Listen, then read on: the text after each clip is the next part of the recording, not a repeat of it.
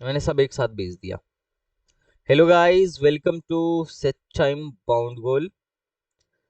तो चलिए स्टार्ट करते हैं आज का टॉपिक सेंटर ऑफ मास। हम शॉर्ट में ही पढ़ेंगे, ट्राई करेंगे कम टाइम में ज़्यादा सीख पाएं क्योंकि एग्ज़ाम नज़दीक है, 5 दिन बचा हुआ है। तो चलिए स्टार्ट करते हैं। Centre of mass, actually centre of मास होता क्या है? अगर मैं तुमसे पूछूं तो क्या बोलोगे? सेंटर ऑफ मास क्या होता है? कोई मान लो हाँ, सही का रिकॉर्डिंग, ध्यान से सुनना। सेंटर ऑफ मास होता क्या है? कोई भी बॉडी है, चाहे कितना भी बड़ा बॉडी है। Suppose that this is a body, चाहे कैसा भी बॉडी हो, रेगुलर हो या इरेगुलर हो, उसका कहीं ना कहीं एक ऐसा पॉइंट होगा जहां पे टोटल मास केंद्रित होगा। बात समझ रहे हो? Every physical system has associated with its certain point whose motion characterizes the motion of whole system. When the system moves under the some external force, then these points move as if the entire mass of the system is concentrated at this point. The external force applied at this point is a translational motion point is called center of mass. बहुत बड़ा दिया हुआ है, लेकिन ऐसा तुम समझो कि अगर कोई भी बॉडी है, उसका कहीं ना कहीं एक पॉइंट ऐसा है जहां पे टोटल मास कंसंट्रेटेड है। समझ में आ रहा है?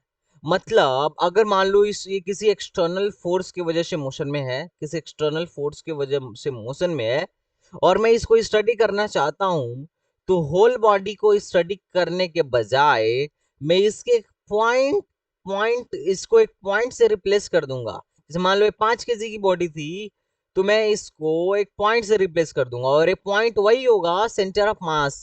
इसके सेंटर ऑफ मास से रिप्लेस कर दूंगा और बोल दूंगा कि ये बॉडी पॉइंट वाली बॉडी है, 5 kg की है, अब इसे स्टडी करो। तो अब मैं यहां से इसका एक्सेलरेशन निकाल सकता हूँ, वेलोसिटी निकाल सकता हूँ, सब कुछ निकाल सकता हूँ। अब मुझे इसका स्टडी करना इजी होगा। समझ में आ रहा है? हेलो।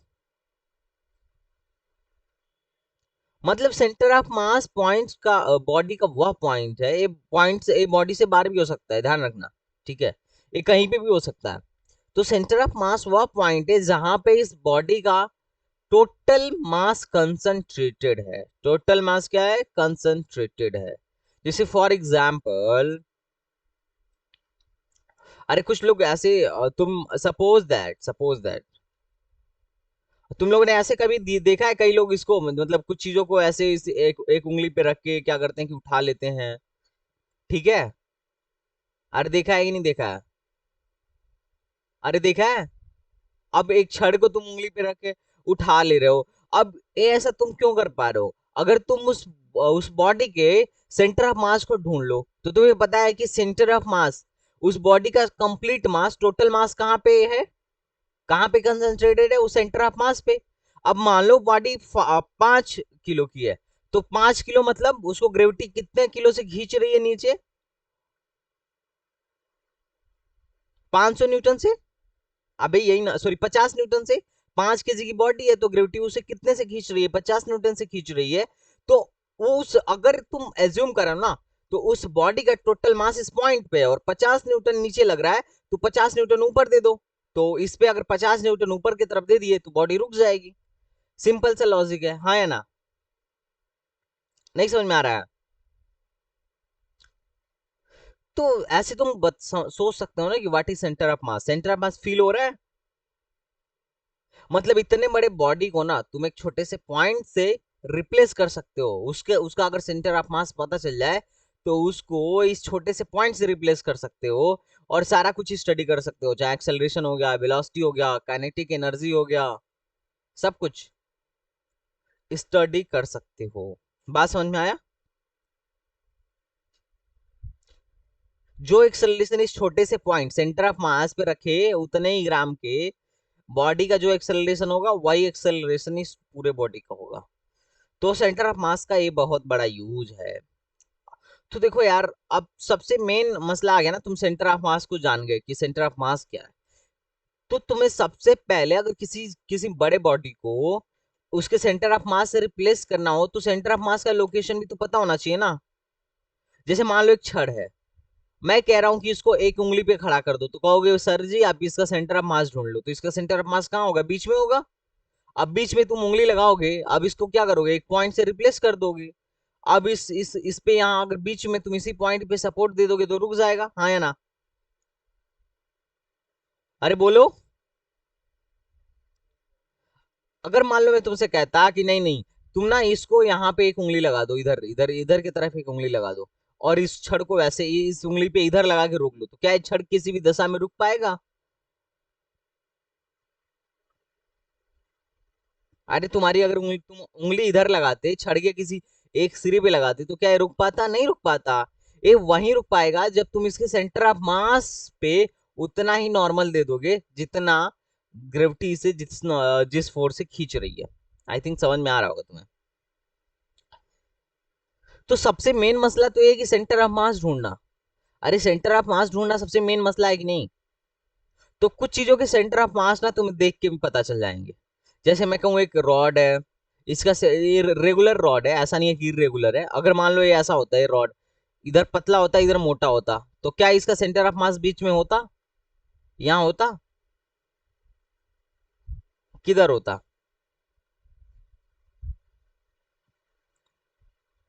किधर होता, राइट साइड शिफ्ट हो जाता ना, जिधर मास ज्यादा होगा उधर सेंटर ऑफ मास शिफ्ट हो जाएगा, उधर उंगली लगाना पड़ेगा रोकने के लिए, है ना। लेकिन अगर मान लो कोई रेगुलर मास है, रेगुलर मास का रॉड है, तो इसका सेंटर ऑफ मास बीच में होगा, हाँ या ना। अरे होगा नहीं। अगर मान लो कोई डिस्क है तब, अगर रेगुलर रेगुलर मास का डिस्क है तब सेंटर पे होगा। नहीं समझ में आ रहा है। अगर गोला है तब, रेगुलर मास का गोला है तब, हॉलो स्फीयर, मान लो ये हॉलो स्फीयर है, तो अगर ये हॉलो स्फीयर है तभी भी इसके सेंटर पे ही होगा, क्योंकि ये सिमेट्रिक बॉडी है ना। देखो। अच्छा तुम एक बात फील कर रहे हो, इसका बीच में था मतलब जितना मास इधर था उतना ही मास इधर था, हाँ या ना। देखो, इसका सेंटर पे था मतलब जितना मास ऊपर की तरफ था उतना मास नीचे की तरफ था, या फिर ऐसा कह लो जितना मास दाएं की तरफ था उसका उतना ही मास बाएं की तरफ था। इसमें भी सेंटर पे होगा, क्यों, क्योंकि जितना मास ऊपर की तरफ है उतना मास नीचे की तरफ है, उतना मास दाएं है उतना मास बाएं है। अगर अगर ये भरा हुआ गोला होता, सॉलिड स्फीयर होता, तो भी सेंटर पे ही होता। आई थिंक समझ में नहीं आ रहा है तुम लोग को। कितने मेरे प्रिय दोस्त हैं जिनको नहीं समझ में आ रहा है, देखो यार कल तो क्लास हुई नहीं है ना, फिर भी तुम लोग को नहीं समझ में आ रहा है। तुम लोग की एनर्जी बढ़ जानी चाहिए थी, तो एनर्जी घट रही है। अखिल है क्या क्लास में। अखिल भैया आप एक बात बताइए अच्छा कितने आए हैं आपके।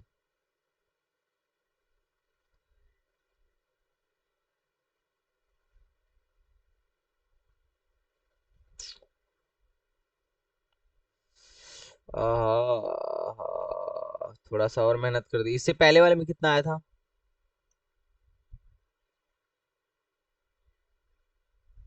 मतलब इससे मतलब इससे भी कम था।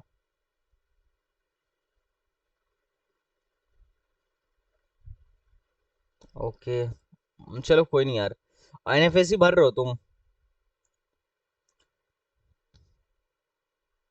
क्यों, क्या हुआ।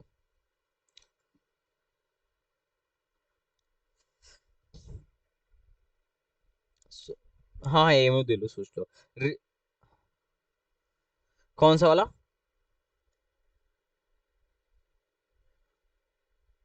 मदन मोहन मालवीय। ट्रिपल इम्यूनिटी आज लास्ट डेट है उसके फॉर्म बनने का। तुम्हें नहीं पता क्या। रुको दिखा रहा हूँ। अरे भैया ऐसे बात है। नहीं नहीं, कौन कौन बोला 16 को, लास्ट 16 से स्टार्ट होगा उसका अभी तो।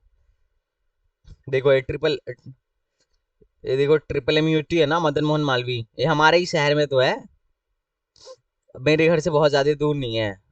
तो देखो, अगर तुम बीटेक देखो, बीटेक थ्रू जेई मेंस जो है ना, 31 अगस्त से स्टार्ट हुआ था। BTech through JEE Mains Madan Mohan Malviya का देख रहे हो। अरे दिख रहा है स्क्रीन पे। और यहाँ से तुम इसका फॉर्म भर सकते हो। इसका देखते हैं लास्ट डेट क्या है, कल तक तो दिखा रहा था last registration for JEE qualified 24 सितंबर तक है, ठीक है सॉरी 24 सितंबर तक है भाई। ना ना यूपीसीईटी उनके लिए है ना, जो वो करते वो लेटरल वालों की है। जेई वालों की तो 24 से है। अरे भाई यूपीसीईटी तुम्हारे लिए थोड़ी ना होता है, वो तो लेटरल वालों के लिए होता है ना। हेलो। अरे लेटरल, हाँ लेटरल वालों के लिए होता है। नहीं एमटेक तो गेट से होता है, लेटरल मतलब नहीं समझते हो, जो लोग डायरेक्ट सेकेंड ईयर में जाते हैं बीटेक करके। बीटेक बीटेक सो जो डिप्लोमा, जो लोग डिप्लोमा किए रहते हैं डायरेक्ट सेकेंड ईयर में नहीं जाते हैं, उनकी होगी ना यूपीसीटी से, तुम्हारी क्यों होगी, तुम्हारी तो अलग से होगी।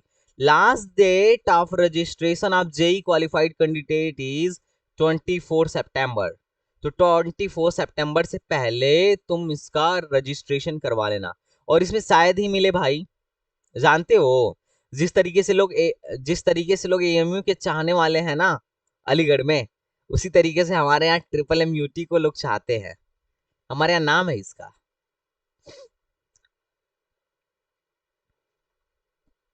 हाँ यूपी ट्यू में भी जब था तो अच्छा था, अब तो यूनिवर्सिटी हो गया है, ठीक है, लेकिन बढ़िया है। यार देखो एनआईआरएफ रैंकिंग के हिसाब से बात करें तो ये अच्छा नहीं है ना। और अगर वैसे बात करें तो ठीक लगता है मुझे तो, क्योंकि फैकल्टी वगैरह बढ़िया है ना। प्लेसमेंट लास्ट टाइम में देखा था सीएस का हमारे यहाँ से ज्यादा ठीक ठाक नजर ही आ रहा था। हाँ तो बाकी एनआईआरएफ की बात करोगे तो ये तो 170-80 के आसपास है इसकी रैंकिंग, और एएमयू तो टॉप 50 में आता है, 35 रैंक है इसकी। तो एनआईआरएफ के अकॉर्डिंग तो तुम कंपेयर भी नहीं कर सकते है ना, क्योंकि एएमयू टॉप 50 इंडियन गवर्नमेंट के हिसाब से टॉप 50 का कॉलेज है। वो तो 150 से बाहर है, तो अलग मसला है। लेकिन ठीक है, अच्छा है, मिल जाए तो मत छोड़ना, काउंसलिंग कराना। क्योंकि इस बार ना बहुत, इस बार मुझे लग रहा है कि आराम से बहुत बच्चों को मिलने वाला है कॉलेज। हाँ अच्छा,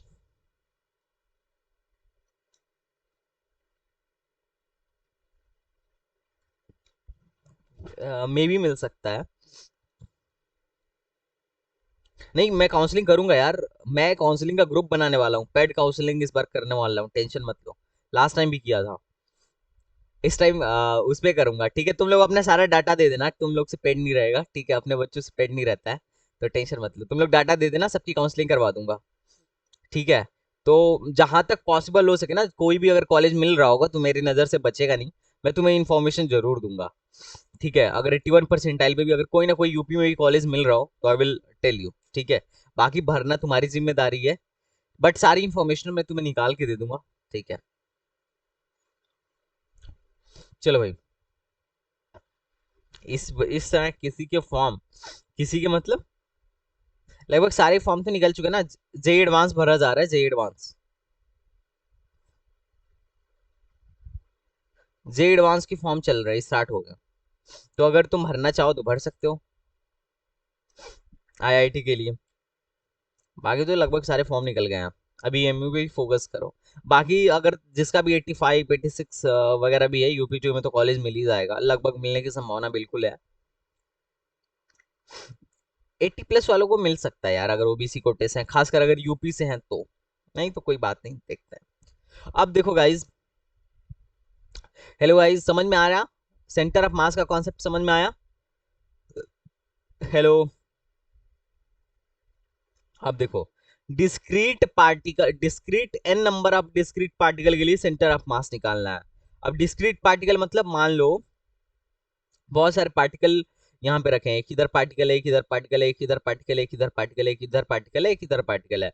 मैं चाहता हूँ ये अरेंजमेंट दिख रहा है ना, मैं चाहता हूँ इस पूरे अरेंजमेंट को अगर एक सिस्टम माना जाए तो इसका सेंटर ऑफ मास कहाँ लाई करेगा। तो तुमने बोला ठीक है सर, इस सबको मान लीजिए सिस्टम, और अब देखते हैं कि इसका सेंटर ऑफ मास कहाँ लाई करेगा। तो हम सेंटर ऑफ मास अपने सुविधा के लिए कहीं ना कहीं एक ओरिजिन डिफाइन करेंगे। क्या करेंगे? एक ओरिजिन डिफाइन करेंगे, ठीक है दोस्त, समझ में आया? हेलो। और सेंटर ऑफ मास का कैलकुलेशन के लिए ऐसे निकालेंगे, देखो अब RCOM, RCOM मतलब क्या है, distance of centre of mass from origin is equal to इसका mass m1 vector r1 plus दूसरे वाले का मास और उसकी ओरिजिन से वेक्टर वाली दूरी, तो m2 vector r2 plus m3 vector r3 dash dash dash अपान सारे मास का सम m1 plus m2 plus m3 सारा मास जोड़ दो, सिंपल। समझ में आया? This is a vector form. Centre of mass का वेक्टर फॉर्म निकालने के लिए हम ये फॉर्मूला यूज करेंगे। बात समझ में आ रहा है? कितने लोगों को बात समझ में आ रहा है? तो देखो, ये फॉर्मूला तब यूज करेंगे जब हमें वेक्टर में पता हो, vector r1 vector r2 vector r3 पता हो। पर मोस्टली क्वेश्चन में तुम्हें नहीं पता होगा वेक्टर r1 क्या है, वेक्टर r1 वेक्टर r2, तो कैसे करेंगे? तो उसको करने के लिए हम देखो, वेक्टर r क्या है, वेक्टर r क्या है, एक्स आई प्लस वाई से, यही है ना? अरे वेक्टर r यही है ना? और अगर z रहता तो प्लस जेड के कैप, यही होता, हाँ या ना? This is a vector r। अरे वेक्टर r यही है ना? तो अगर मैं vector R C O M की बात करूं, सेंटर ऑफ मास का location, R R C O M क्या है, location of centre of mass with respect to origin. अरे यही था ना, आर सी ओ एम क्या था, आर क्या था, आर सी ओ एम। तुमने आर सी ओ एम क्या माना, लोकेशन ऑफ सेंटर ऑफ मास। हम क्या निकालना सीख रहे हैं, सेंटर ऑफ मास का लोकेशन निकालना सीख रहे हैं। कितने लोग को बात मेरी समझ में आ रही है यार? सारे लोग बोलो यार, रिस्पॉन्स करो।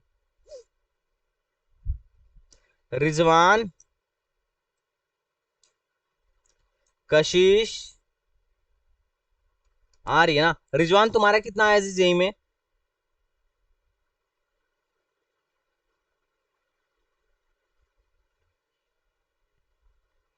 तो रैंक फिर भी, अरे तो रैंक फिर भी आया होगा ना?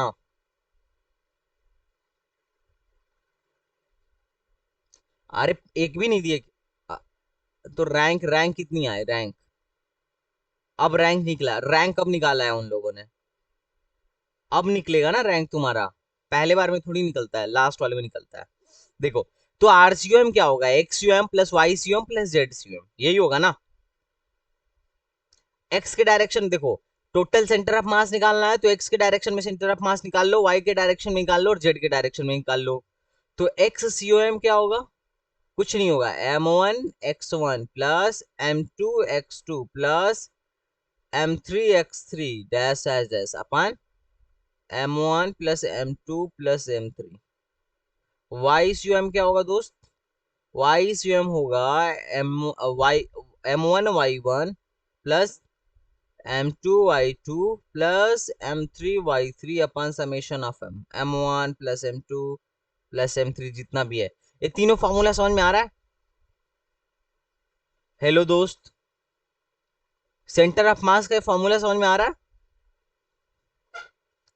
कितने लोगों को समझ में आ रहा है? भाई अरुण नहीं है क्या क्लास में?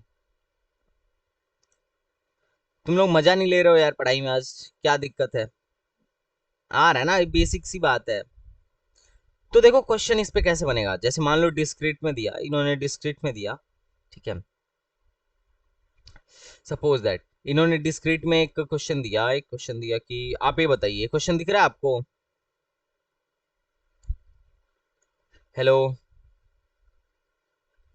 अब इस एक,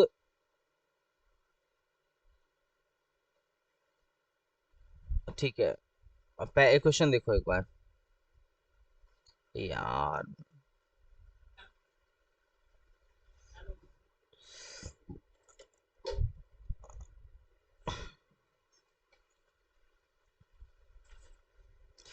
दोस्त एक क्वेश्चन देख रहे हो तुम, नजर आ रहा है क्वेश्चन? अब इसमें ना इन्होंने पूछा है कि बताइए, आप तीन डिस्क्रीट पार्टिकल ऐसे रखे हैं, आप बोल रहे हैं कि बताइए इसके सेंटर ऑफ मास की लोकेशन कहाँ होगी। कितने लोगों को दिख रहा है? बुशरा, कशिश भाई बोलो यार तुम लोग, यार देखो मेरे पास एनर्जी नहीं है, तुम लोग नहीं बोल रहे हो तो और एनर्जी नहीं मिल रहा है। तो सेंटर ऑफ मास का लोकेशन पूछ रहा है, तो हमारे पास दो मेथड होता है। एक ऐसा पार्टिकल है, डिस्क्रीट है या फिर रेगुलर रेगुलर बॉडी है कोई, एक ऐसा, कैसी बॉडी है, रेगुलर या डिस्क्रीट? डिस्क्रीट है ना जी।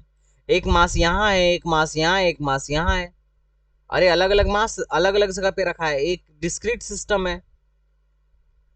तो इसके लिए डिस्क्रीट पार्टिकल का फॉर्मूला लगाएंगे ना, डिस्क्रीट सिस्टम के लिए फॉर्मूला लगाएंगे। तो अब देखो दो मेथड था, या तो अपने को वेक्टर वाला पता हो, वेक्टर पता हो, ए वाला वेक्टर पता हो, ए वाला वेक्टर पता हो, ए वाला वेक्टर पता हो। तो ये वाला वेक्टर तो पता है। अरे ये वाला वेक्टर क्या है, अगर इसको मान लो, इसको मानो, मान लो इसको 1 मान लो, इसको 2 मान लो, ए 1 है, ए 2 है, ए 3 है। तो R2 क्या हो जाएगा, R2 क्या हो जाएगा, 1 मीटर है और किस डायरेक्शन में, एक्स के डायरेक्शन में, तो ये 1 i कैप हो जाएगा। हाँ या ना। लेकिन ये वाला वेक्टर नहीं पता है, हमें निकालना पड़ेगा। तो निकालने से बढ़िया मैं कहूंगा सर वेक्टर, ये दो फार्मूले हैं, या तो वेक्टर फॉर्म से निकालो या तो एक्स और वाई से निकालो। तो मैं कहूंगा सर आप एक काम करिए, एक्स यूएम पहले निकाल लीजिए, फिर वाई यूएम निकाल लीजिए। जेड में तो कोई पार्टिकल है नहीं, तो जेड यूएम 0 हो जाएगा। और तो फिर आर यूएम क्या होगा, X UM plus Y UM, यही होगा ना आर यूएम। हाँ या ना। तो चलिए भाई, एक्स सीएम कैसे निकालिएगा, एक्स सीएम में सिर्फ एक्स वाली दूरी काउंट करना होता है, एक्स सीएम में एक्स वाली दूरी। तो इस पार्टिकल का एक्स एक्सिस से दूरी कितना है, 1 kg का एक्स, मतलब इसकी इस पार्टिकल का एक्स के डायरेक्शन में दूरी कितना है, 1 × ओरिजिन पे ही है, तो इसके लिए 0 है दूरी, प्लस इसके लिए 3, और इसके लिए दूरी कितना होगा 1, प्लस इसके लिए ए है 2, मास देखो m1x1 plus m2x2 plus m3x3, ए है 2, और इसके लिए दूरी कितना होगा, x से दूरी, x के डायरेक्शन में दूरी कितना होगा, तो x के डायरेक्शन में यही वाली दूरी होगी, यही वाली दूरी होगी। तो ये वाली दूरी कैसे निकालेंगे, ए वाली दूरी कैसे निकालेंगे भैया, ए वाली दूरी यहां से यहां तक निकालेंगे, यहां से यहां तक वाली दूरी। तो दिस इज 1, 1 का इधर कॉस कंपोनेंट ले लो, तो 1 cos 60 बराबर क्या हो जाएगा 1/2। तो ये वाली दूरी होगी 1/2। समझ में आ रहा है। तो व्हाट इज दिस इज 3 + 1 बराबर 4 i कैप। आ गया एक्सयूएम, आ गया। कितने लोगों को लगा कि हाँ सर एक्सयूएम आ गया। अब वाई स्वयं देखो, तो इसका इसका इसका 1 × इसका वाई, हाइट कितना है, मतलब वाई की डायरेक्शन में कितनी दूरी है, 0 है, तो ओरिजिन पे ही रखा है ना, तो इसका वाई कोऑर्डिनेट तो 0 होगा ना जी। अरे हाँ, अपन m1 + m2 + m3, सही सही। m1 क्या होगा, 1 2 3 3 6/6, तो ये हो जाएगा 2/3 i कैप। ठीक। अब देखो इसका प्लस इसका y कोऑर्डिनेट 0 है, तो 3 × 0 प्लस इसका y कोऑर्डिनेट कितना है जी, √3/2 है। देखो y कोऑर्डिनेट निकालो, इस ये वाली हाइट, यही वाली हाइट तो y कोऑर्डिनेट होगी ना। तो इधर cos कंपोनेंट आया था इसका 1 का, तो इधर sin कंपोनेंट हो जाएगा, तो 1 sin 60, 1 sin 60 1 √3/2, तो ये √3/2 होगा। आप 5 सारे मास को जोड़ के डिवाइड कर दो, तो हो जाएगा 6। तो ये क्या हुआ, √3/6। समझ में आ गया। ये हो गया जे कैप। तो सेंटर ऑफ मास कितना आया, सेंटर ऑफ मास कितना आया, एक्सयूएम कितना आ गया, एक्सयूएम हो गया 2/3 i cap plus √3/6 J cap. कितने लोगों को ये बात समझ में आई कि हाँ सर मुझे आ गया। Centre of mass discrete body के लिए निकालना कितने लोगों को समझ में आया, नहीं आया हो तो प्लीज बताओ यार, बोलो। देखो यार, बॉडी तीनों, बॉडी तीनों या बॉडी चारों निकालने में दिक्कत नहीं होनी चाहिए, है ना। पिछले वाली स्लाइड पे आते हैं, चलो। अच्छा नहीं लग रहा है क्या ये टॉपिक, जबकि यहां से सवाल आता है यार।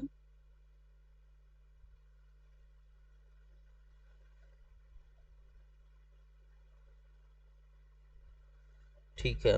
अच्छा इस वाले को देखिए जरा, ये फार्मूला समझ में आ गया होगा आपको, है ना।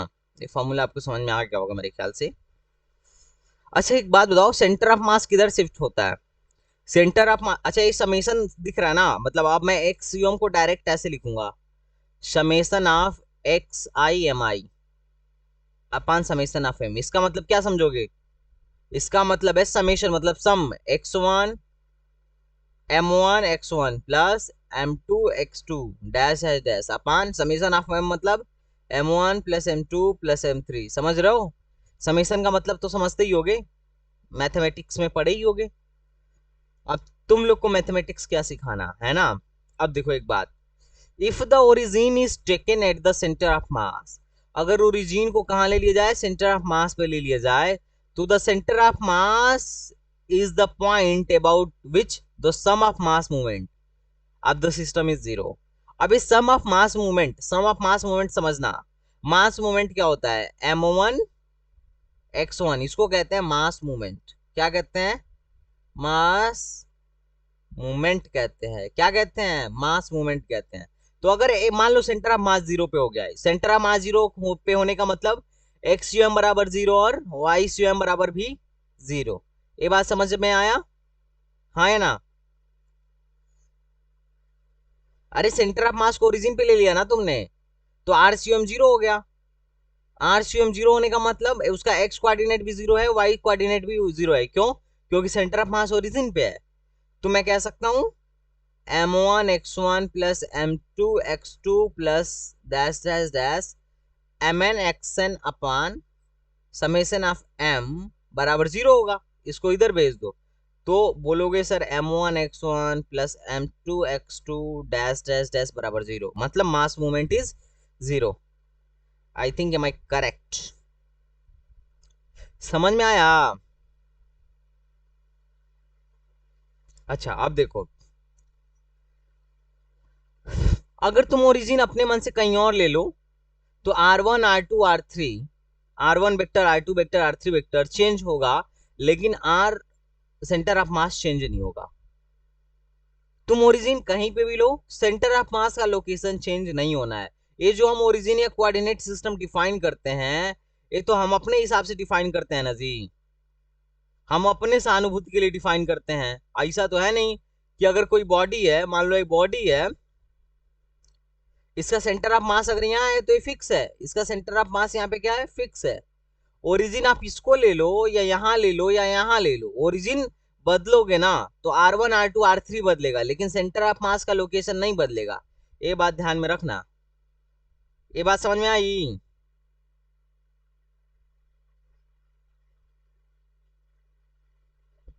बहुत बढ़िया, बहुत अच्छा आदमी। ठीक, चलो अब देखो, ये लुल्ल सवाल है, ये लुल्ल सवाल अपने को आना चाहिए। ये लुल्ल सवाल है, मैं ना तुम्हें दे रहा हूँ। मैं दो पार्टिकल है, इनका लोकेशन ऑफ सेंटर ऑफ मास पूछा गया है, तो कैसे निकालोगे?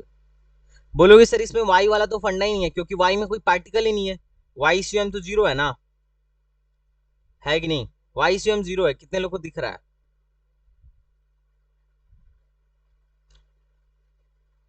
इसमें क्या है? सिर्फ एक्स सी ओ एम ही है, तो आर सी ओ एम क्या होगा? R C O M X C O M के बराबर होगा। तो कैसे निकालोगे?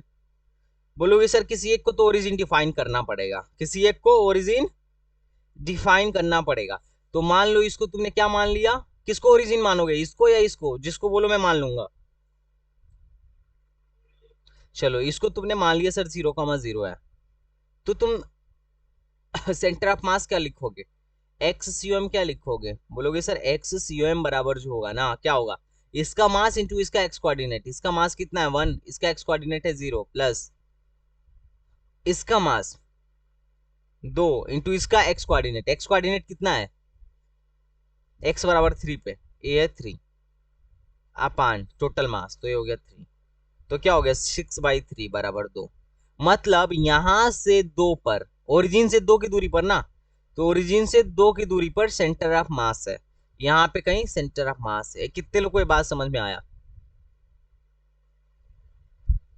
अच्छा तुम्हें पता है, अब देखो जब भी दो मास का सिस्टम होगा ना, तो कभी भी मैं तुम्हें सजेस्ट करूंगा कि ऐसे ऐसे में टाइम लगेगा, तुम डायरेक्ट निकाल सकते हो। पता है कैसे? बताओ कैसे निकाल सकते हो डायरेक्ट? यहां से दूरी निकालनी थी ना, यहां से दूरी निकालनी है, अगर सेंटर ऑफ मास की दूरी यहां से निकालनी है, m1 से निकालनी है ना, x1 से निकालनी है, x U am from one, x U am from one से निकालनी है, तो कुछ नहीं करना है, टोटल दूरी लो, टोटल दूरी, तो ये हो गया मान लो x इंटू m2, दूसरे वाले का मास ले लो, अपन टोटल मास जोड़ दो m1 प्लस m2 x अपन m1 प्लस m2, ऐसा करके देखो वही वही आएगा। m2 मास कितना है, मास कितना है इसका 2 kg, x कितना है 2 अपन सॉरी x कितना है 3 अपन 2 1 3, तो 3 से 3 कट गया, ये आ गया 2। तो तुम इस फार्मूले से अगर निकालोगे तो आराम से और आ जाएगा, 2 पार्टिकल का सिस्टम है तो, क्योंकि इजी रहता है ना, डायरेक्ट आ जाता है। इसमें तुम्हें मानना पड़ेगा ना थोड़ा सा, थोड़ा तुम्हें जैसे अच्छा लगे वैसे कर लो। दोनों में से कौन सा मेथड तुम्हें ज्यादा समझ में आया? ए मेथड हमेशा के लिए है, कैसा भी सिस्टम हो निकाल लोगे। ए मेथड थोड़ा शॉर्ट है, जो यूज होता है क्वेश्चन में, ज्यादा यूज होता है। तो ये सेंटर ऑफ मास वाला मसला कितने लोगों को समझ में आया? तो तुम मुंडी सवाल में कुछ पूछूंगा, इधर 5 kg है, इधर 10 kg है, इन दोनों के बीच की दूरी ना 20 मीटर है। 5 kg से सेंटर ऑफ मास की दूरी बताओ। तुम सेंटर ऑफ मास बताओ, एक्स सेंटर ऑफ मास बताओ फ्रॉम 5 kg, क्या आएगा? बिना पेन पेपर उठाए, बिना पेन पेपर उठाए।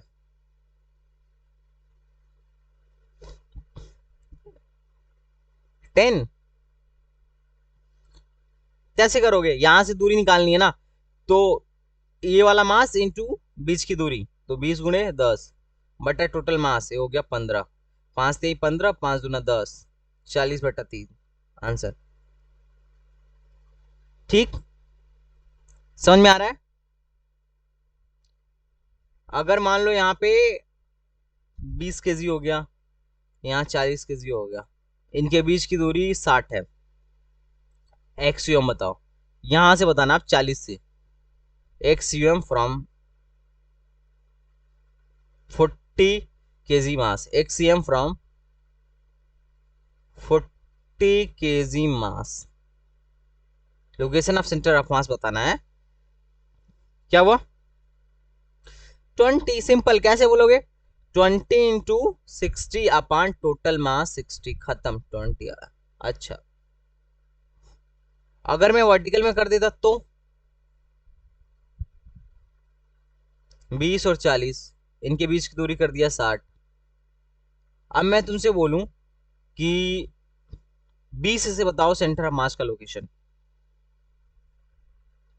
लोकेशन ऑफ सेंटर ऑफ मास 40 किस डायरेक्शन में? जे कैप के डायरेक्शन में। यहां कहीं होगा ना, यहां से 40 पे होगा जे कैप के डायरेक्शन में, यहां से जे कैप के डायरेक्शन में होगा, यहां पे सेंटर ऑफ मास होगा। तो कैसे करे, कैसे करे? बोले कि सर यहाँ पे वाई सेंटर ऑफ मास है, एक्स है ही नहीं, वाई सेंटर ऑफ मास क्या होगा? ए वाली दूरी, सॉरी ये वाला दूसरा वाला मास मल्टीप्लाई बाई टोटल दूरी अपन टोटल 40 बराबर 40। अच्छा, एक चीज तुम देख रहे होगे, यहां से यहाँ की दूरी कितनी है 40, और यहां से यहाँ की दूरी कितनी है 20, सेंटर ऑफ मास किसके ज्यादा करीब है?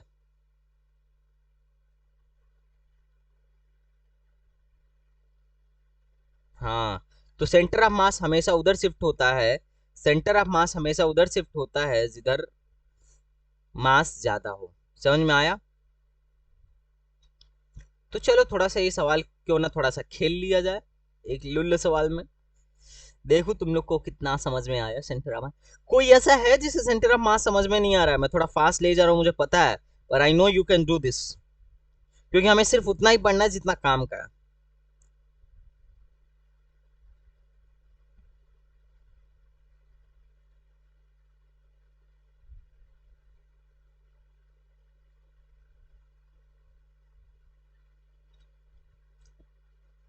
बुशरा क्लास में है क्या?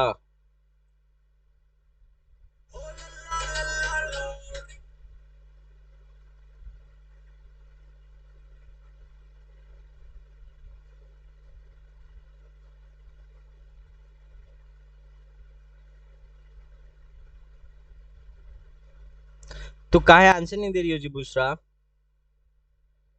तुम लोग नाराज हो गए हो क्या? हेलो गाइस, तुम लोग नाराज चल रहे हो क्या आजकल? मुझे ऐसा लग रहा है यार, मतलब 1/3, 1 बहुत बढ़िया भाई। किसी और का भी आंसर आ गया हो तो बता दो। हाँ।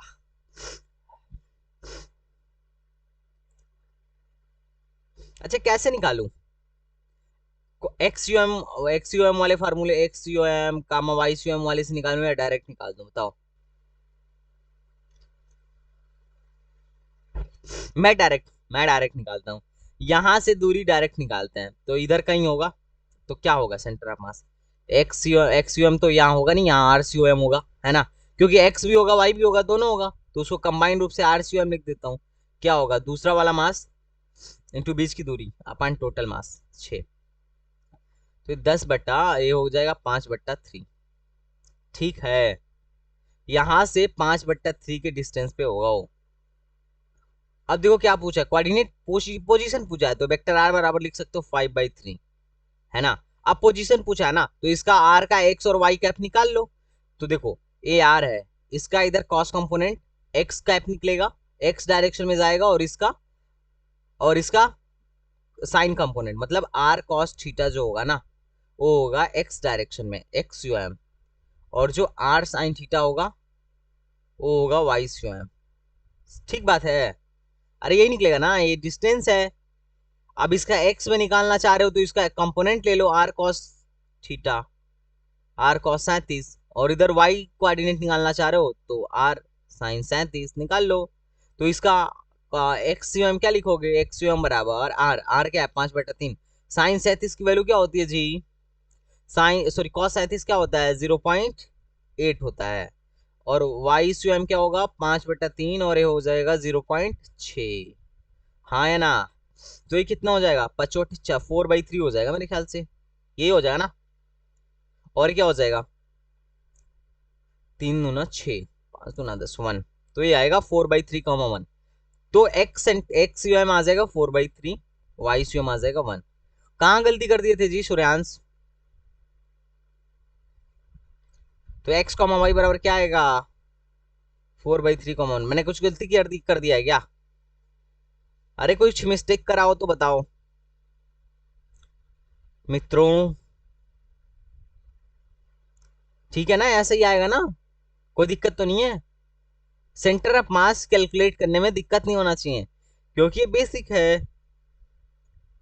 कितने लोगों को क्लियर है यहां तक?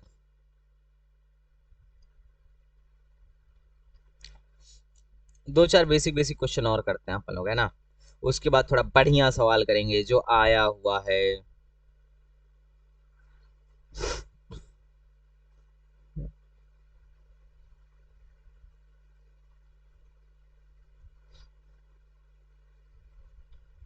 क्वेश्चन इसमें मैंने कम ही नोट किए हैं क्या? कोई बात नहीं दोस्त।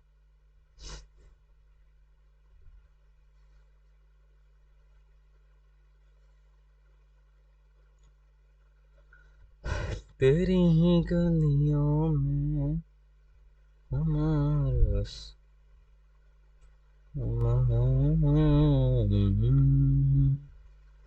अच्छा शफीक आज नहीं आया ना? एक आयत है, ये 1 मीटर का है, ये 2 मीटर का है। Find the location of centre of mass. Find the location of find the location. अच्छा शाबिया क्लास में है?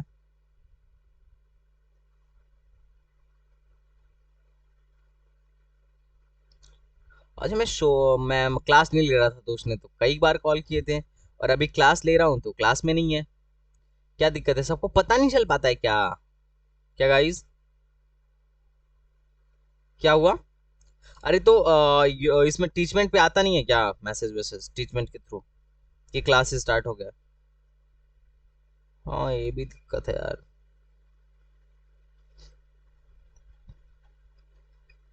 हाँ तो करो करो, ये सवाल कर सकते हो। कितने लोग ये सवाल कर सकते हैं बताओ गाइस? ठीक है।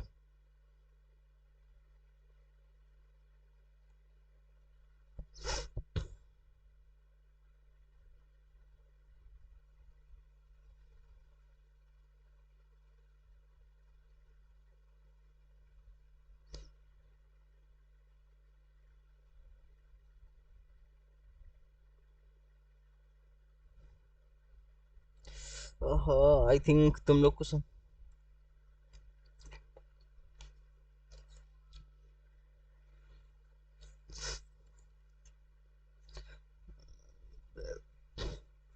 1, तुमने ओरिजिन कहाँ लिया? ओरिजिन किसको मान लिया तुमने? 1 kg। हाँ, कहाँ पे आया?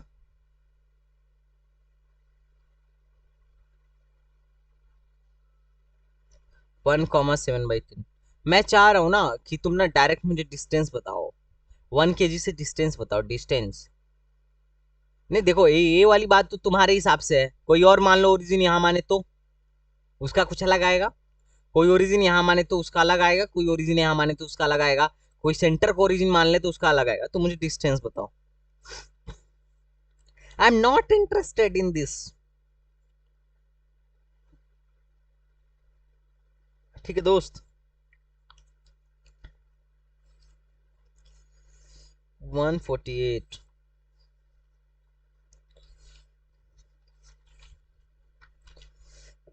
I am interested in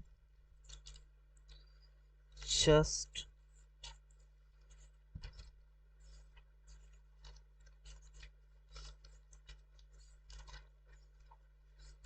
किस डायरेक्शन में मित्र?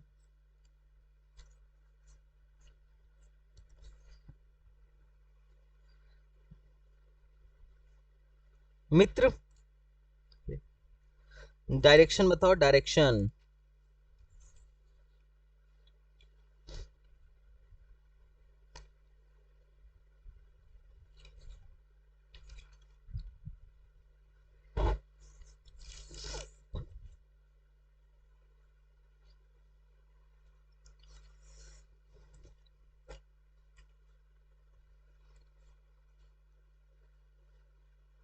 हेलो, थोड़ा ही वो कर दो, स्कैन कर देना सेंटर ऑफ मास वाला टॉपिक, टॉपिक 1। थोड़ा जल्दी करके भेजो। हाँ भैया, कैसे करेंगे? पहले एक्सियोम निकाल लूं मैं, एक्सियोम निकाल लूं ना। हेलो दोस्त, अरे भेज दो भाई करके।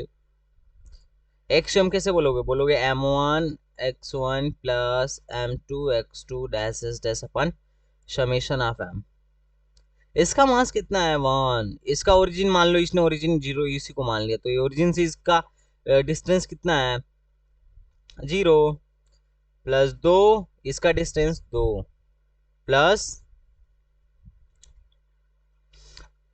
3, इसका डिस्टेंस कितना है जो? इसका कोऑर्डिनेट क्या लिखूं?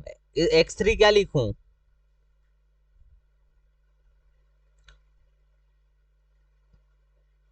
3 × 2, बहुत बढ़िया। प्लस, और इसका 4, और इसका 0। बहुत अच्छे, पकड़ ले रहे हो ना सब लोग। तो एक 3, 3 3 6 4 10। तो एक्सियम निकल गया 4 6 10/10, एक निकल गया, निकला एक। वाईशियम क्या निकलेगा? वाईशियम क्या निकलेगा? वाईशियम निकलेगा, इसका तो 0, इसका भी 0, सिर्फ इसका निकलेगा 4 × प्लस इसका निकलेगा 3 × अपॉन में 10 निकलेगा। तो ये हो जाएगा 7/10। आई थिंक समझ में आ गया होगा। समझ में आया? तो आई कैप प्लस 7/10 जे कैप आया आर यू एम। कहाँ से? ओरिजिन से। अब हमको ओरिजिन से इसकी डिस्टेंस निकालनी है, तो इसकी मॉडुलस ले लो। तो √1 का स्क्वायर प्लस 49/100, तो हो जाएगा √149 आंसर। कितने लोग को यहाँ तक समझ में आ गया, और कितने लोग का यहाँ तक आ भी गया था दोस्त? किसी का नहीं आया था क्या? या मैंने कुछ गलती किया है? मैंने कुछ मिस्टेक किया है क्या? अरे लुल्ले सवाल होते हैं सेंटर ऑफ मास के। अभी एमयू का सवाल दिखाऊंगा मैं तुम्हें, तुम देख के कहोगे वाह वाह वाह वाह, ये तो सर अच्छा किया हमको सिखा दी, एक दिन में समझ में भी आ गया, और एक ही लेक्चर में समझ में आ गया सेंटर ऑफ मास, और सवाल भी लग जाएंगे। बेसिक बेसिक बात हो गया भाई।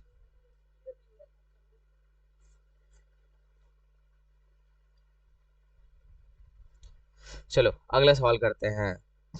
अब थोड़ा सा ना एक एक बढ़िया सवाल और साहब, और बढ़िया सवाल, उसके बाद हम PYQ पे चलेंगे। देखो अब थोड़ा देखना, सेंटर ऑफ मास, उसको मान लो RCM, इसका फार्मूला क्या होता है, जिससे पूछूंगा वो बताएगा। बुशरा फार्मूला बताओ RCM का फार्मूला।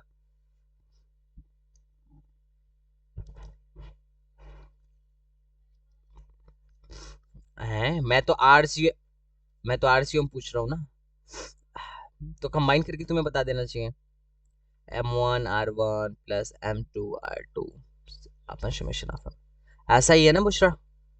अब तुम बताओ भाई, क्या नाम है, अखिल, अखिलदीप, यहाँ पे 2 kg मास है और यहाँ पे भी 2 kg मास है ना, इनका सेंटर ऑफ मास कहाँ होगा?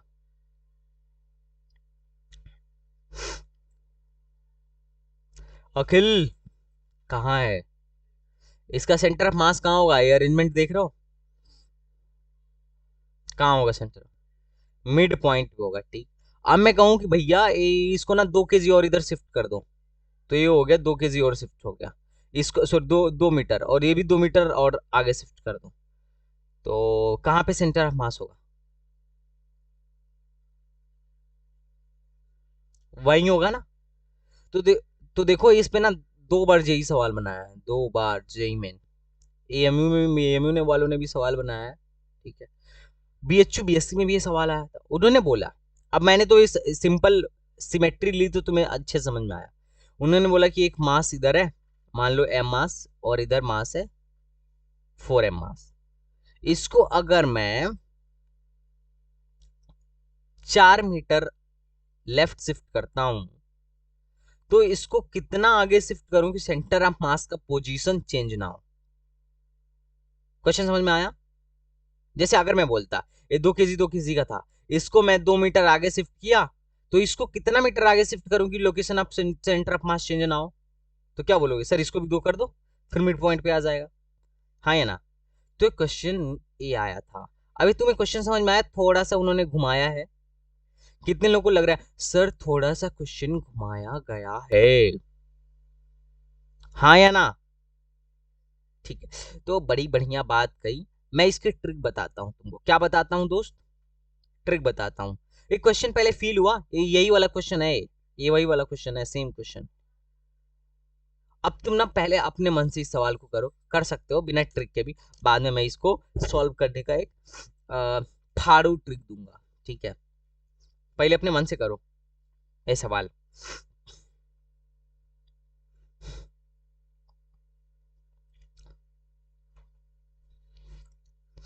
कर लिए सॉल्व?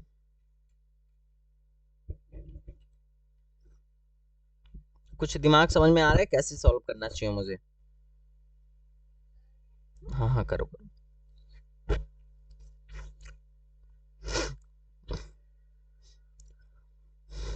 10 मीटर से तुम्हारा 10 मीटर आ रहा है क्या? अरे अच्छा, ½ kg देख लो, देख लेंगे, मुझे एक्चुअली आंसर तो पता नहीं है। अच्छा तुम्हें मजे की मैं बात बताऊं, मैं जितने क्वेश्चन करवाता हूँ ना, 1 मीटर, ठीक है, बहुत बढ़िया,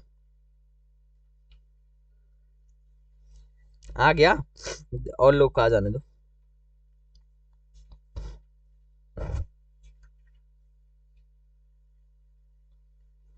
एडवांस का रजिस्ट्रेशन हो रहा है, 21 तक लास्ट डेट है, 20 तक रजिस्ट्रेशन का लास्ट डेट है, पेमेंट का 21 तक है। तुम में से कोई एडवांस देने वाला है?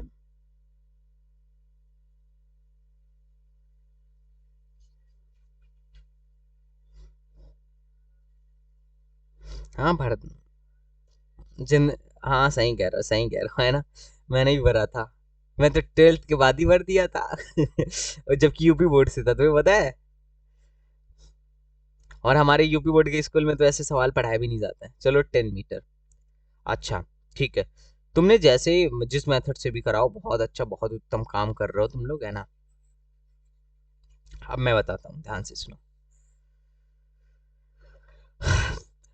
तुम ऐसे समझ लो, तुम एक बात बताओ, एक्सियोम बराबर तुमने क्या बोला? एक्सियोम बोलो या आरसीएम बोलो, जो बोलना है बोल लो। तो इसको तुमने क्या बोला, लगी सर दिस इज M1, मैं वो कर दूं क्या, ब्लैक कर दूं क्या, कौन सा कलर अच्छा लगता है तुम लोग को, कशिश कौन सा कलर अच्छा लगता है जी, ब्लैक, चलो ब्लैक में करते हैं। देखो एक्स यू बराबर तुमने क्या बोला, तूने ये बोला ना एक्स यू बराबर क्या, M1 X1 प्लस, अच्छा ब्लैक पे मेरी राइटिंग कुछ अच्छी हो जाती है क्या, ओह देखो ऐसा हो गया, ऐसे तुमने एक्सियोम बोला ना, आरसीएम को तुमने क्या बोला, आरसीएम बराबर क्या बोला तुमने, M1 R1 plus M2 R2 dash dash dash upon M1 plus M2 dash dash. अब तुम ना इसमें डेल्टा ले लो, चेंज ले लो, चेंज इन एक्सयूएम बराबर क्या होगा, M1 delta X1 plus M2 delta X2 dash dash dash upon M1 plus M2 plus M3। ये कितने लोगों को समझ में आया, या चेंज इन डेल्टा आर स्वयं बराबर, चेंज इन डेल्टा आर स्वयं बराबर ये क्या हो जाएगा, M1 delta R1 plus M2 delta R2 dash dash dash अपान M1 प्लस M2। ये समझ में आया, कितने लोग को समझ में आया, तो अरे भैया एक बात बताइए, ठीक है एक बात बताइए आराम से, थोड़ा सा प्यार से, इस सवाल पे हम आते हैं, सवाल में क्या था, इधर कितना केजी था, 2 केजी था और इधर 4 केजी था, यहाँ पे इस क्वेश्चन के अकॉर्डिंग इधर 2 केजी था, दिस इज 2 केजी, और इस इधर कितना था, कितना केजी था इधर, दिस इज 4 केजी। इनके इनके बीच की डिस्टेंस नहीं दी थी, इनके बीच की डिस्टेंस नहीं दी थी, दी थी क्या, नहीं दी थी, लेकिन उन्होंने बोला था कि अगर 4 केजी को डिस्प्लेस किया जाए राइट वर्ड बाई 5 से, कितने से, 5 से, तो 4 को इधर 5 से डिस्प्लेस कर दो, राइट वर्ड 5 से डिस्प्लेस कर दो, कर दो यार 5 से डिस्प्लेस कर दो, तो हो गया 5 से डिस्प्लेस कर दिया, मतलब 5 से इसका डेल्टा X2 बराबर 5 है, मान लिया इसको कितना डिस्प्लेस करना पड़ेगा, कुछ भी डिस्प्लेस करना पड़े, मान लो इसका डेल्टा X1 डिस्प्लेस करना पड़ा, यही डेल्टा X1 क्या है, चेंज इन एक्स, पोजीशन में चेंज ना, तो डेल्टा एक्सियम क्या नहीं होना चाहिए, चेंज नहीं होना चाहिए, बोला है कि क्वेश्चन में कि एक्सियम क्या होना चाहिए, वहीं रहना चाहिए, मतलब चेंज इन सेंटर ऑफ मास 0 होना चाहिए, अरे बोलो ना, हाँ है ना, अरे सेंटर ऑफ मास अपने जगह पे रहना चाहिए ना, तो डेल्टा एक्सियम 0 होना चाहिए, तो मैं यहाँ पे 0 लिख दे रहा हूँ, तो 0 लिख दूंगा तो इसको इधर भेजूंगा तो ये भी 0 हो जाएगा, तो मैं बोल सकता हूँ M1 delta X1 plus M2 delta X2 dash dash dash बराबर 0, सिंपल, एक लाइन में आंसर आ गया। M1 डेल्टा X1, इसका मास 2 है, इसका डेल्टा X नहीं पता है, प्लस इसका मास 4 है, इसका डेल्टा X 5 है, बराबर 0, तो ये क्या हो जाए, 2 से 2 को भाग दे दो, तो डेल्टा X बराबर हो गया -10, मतलब अगर इसको 5 किए ना तो इसको इधर -10 करना पड़ेगा शिफ्ट, -10 मतलब इसके जिधर इसको आपने शिफ्ट किया ना जिस डायरेक्शन में, अगर मान लीजिए आपने इसको आई कैप में शिफ्ट किया है, तो दूसरे वाले को माइनस आई कैप में शिफ्ट करना पड़ेगा, और हमारा अनुमान भी यही था, तो आई थिंक तुम्हें समझ में आ गया होगा, लुल्ल सा सवाल था लेकिन बढ़िया सवाल था, कितने लोगों को समझ में आया,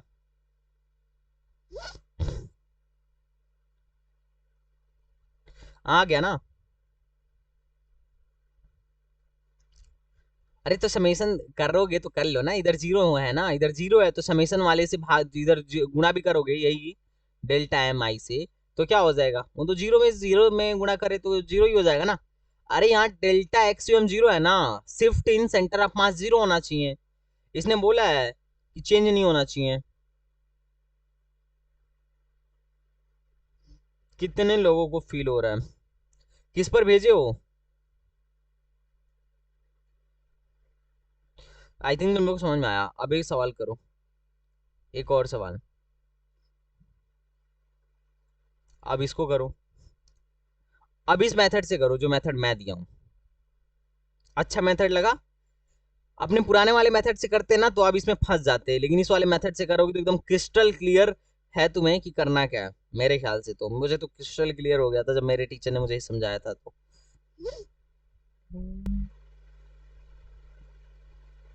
अच्छा यार, सीएससी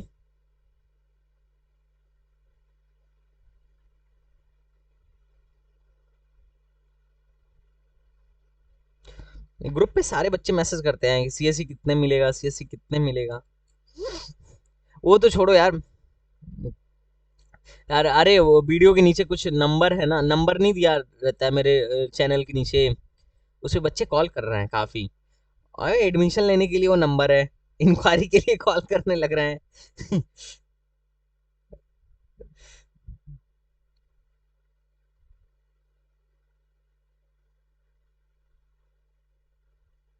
अरे बस सेंटर ऑफ मास वाला ही करना था, पेज नंबर 3 सही से किए नहीं हो। ओमकार,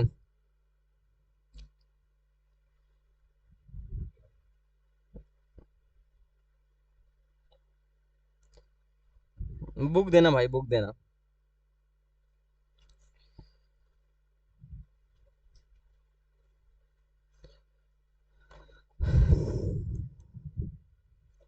हेलो आलोक, आलोक, तुम लोग की केमिस्ट्री खत्म हो गई?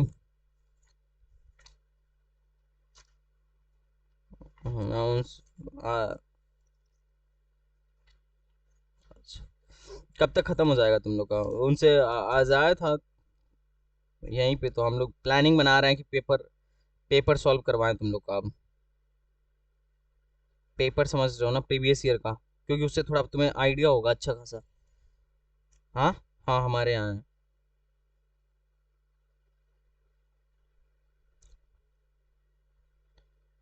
उससे थोड़ा सा ज़्यादा फायदा होगा। हाँ अभी मेरा तो हुआ ही नहीं कंप्लीट, तो मेरा तो टाइम लगेगा, पर मैं सोच रहा हूँ एक एक एक बैच में पढ़ाऊंगा और एक बैच में पेपर सॉल्व करवाऊंगा। ईएमआई रात को करेंगे ना, दूसरे बैच में। अरे अच्छी नहीं लग रही है यार, सच बताऊं तो, और ऊपर से यार इतना कॉलेज का काम है ना, मैं तुम्हें क्या बताऊं यार।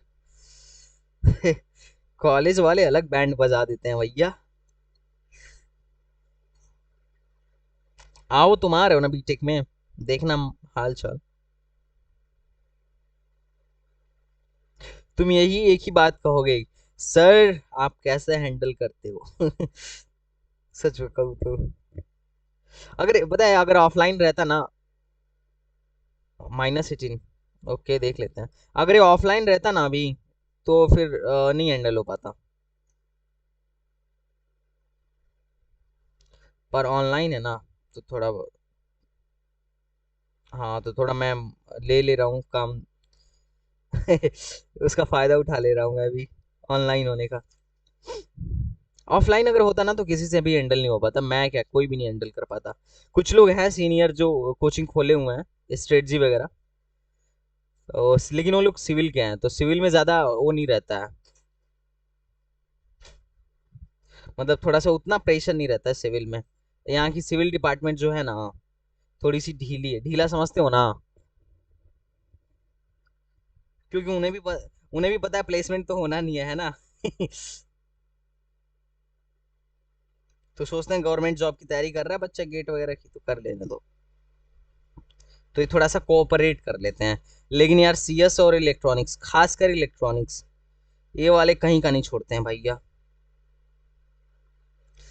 सबसे ज्यादा इस, अगर मतलब तुम आगे देखोगे एमयू में सबसे ज्यादा स्ट्रिक्ट कोई फैकल्टी है, तो दैट इज इलेक्ट्रॉनिक्स, बहुत स्ट्रिक्ट भाई।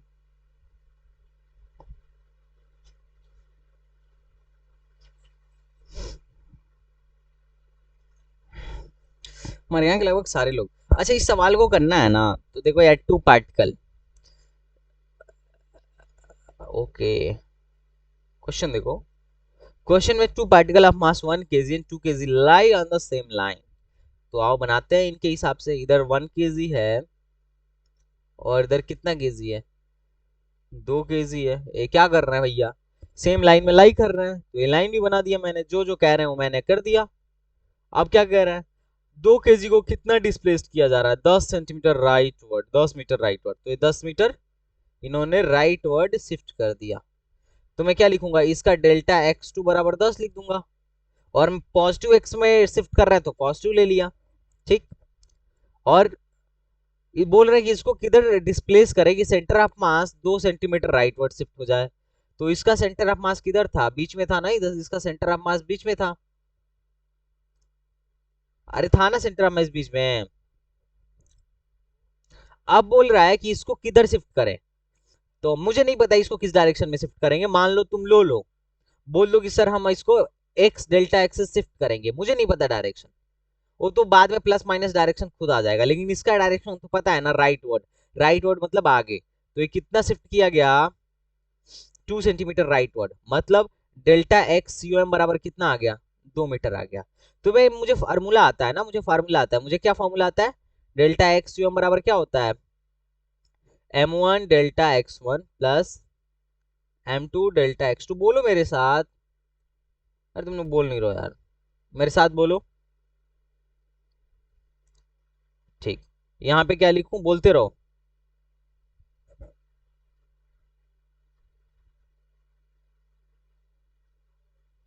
हम्म। हम्म।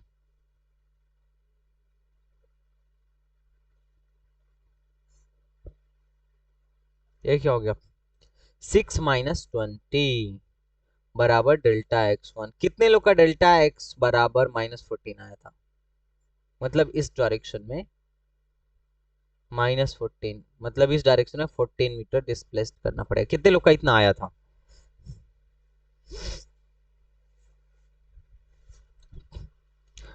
बस एक ही लड़की का आया था, बाकी लोग का नहीं आया था।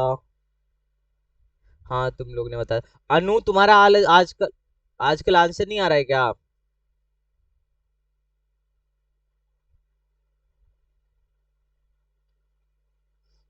ओके अनु।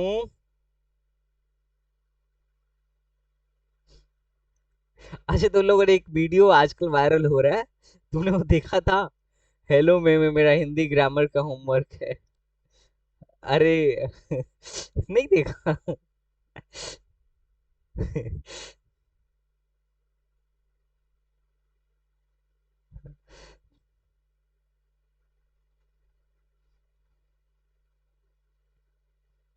अरे क्या ही बताए तुम्हें, मतलब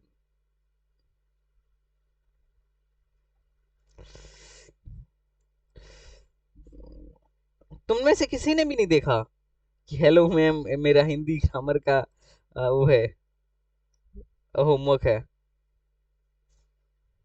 अरे नहीं मैं दिखाऊंगा, बाद में दिखाऊंगा। अरे अरे दिखा नहीं रहा हूँ। अरे पता है, किसी ने मुझे भेजा था। भाई मैं बहुत हंस रहा था। वो वाला हद है यार, मतलब एक छोटा सा बच्चा है, वही वीडियो मुझे भेजा था।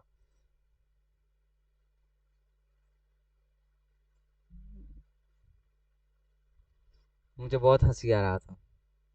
आजकल ये ऑनलाइन में क्या करते रहते हैं बच्चे, ऑनलाइन पढ़ाई में।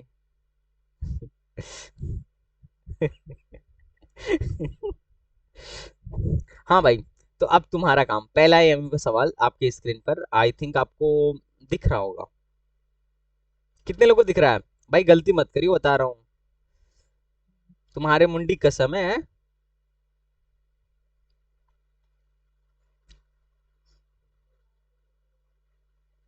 सफीक है नहीं ना।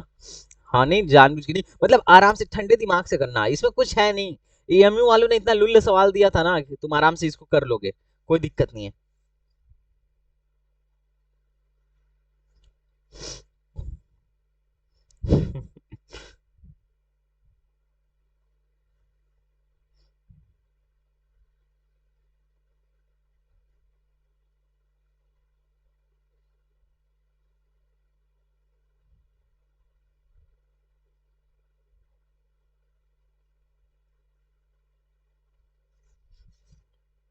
सी आंसर, बहुत बढ़िया भाई, बहुत बढ़िया, सी आंसर।